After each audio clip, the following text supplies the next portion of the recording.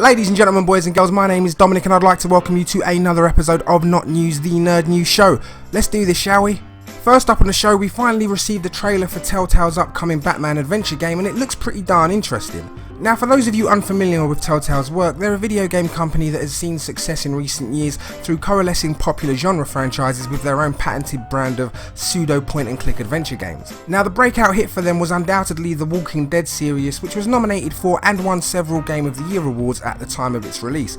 They've since gone on to incorporate several well-known quantities to their ever-growing adventure game portfolio, such as Game of Thrones, Borderlands, Minecraft, and my personal favourite, The Wolf Among Us, which was adapted from the Amazing Fables comic book series. Now, if I'm being honest, I'd sort of become numb to Telltale's adventure game formula of late, as much of what I was playing felt overly familiar and many of the stories didn't seem to lend themselves to the point and click adventure genre. But I'm excited for Batman because, like Wolf Among Us before it, Telltale have explicitly said that the focus in their Batman game will be put on the emphasis of detective work and investigation rather than combat.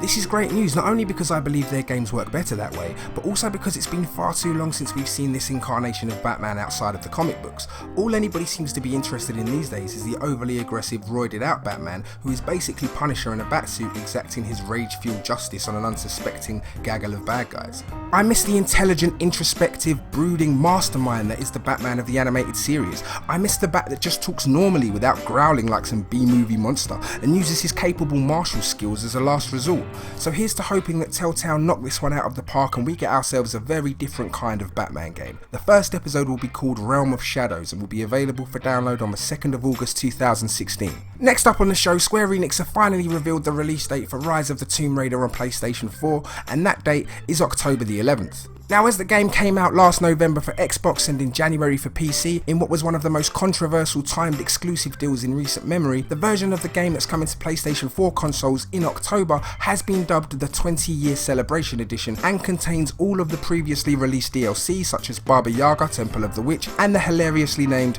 Cold Darkness Awakened, not to mention all outfits, weapons, and expedition cards. Now, this version of the game will also include an Extreme Survivor Super Hard difficulty mode for the main game and perhaps most interestingly of all, brand new playable content. Now, the very first of these is called Blood Ties and it intends to be a narrative driven combat free experience in which the player is able to explore Croft Manor, and while I'd admit that doesn't sound super exciting, what sweetens the pot somewhat is that this mode features PSVR support as the mode is played in first person. There will also be another mode called Lara's Nightmare in which Lara will battle wave after wave of zombies that have overrun the family home, as well as a co-op endurance mode in which players can team up to survive the harsh elements of the wilderness.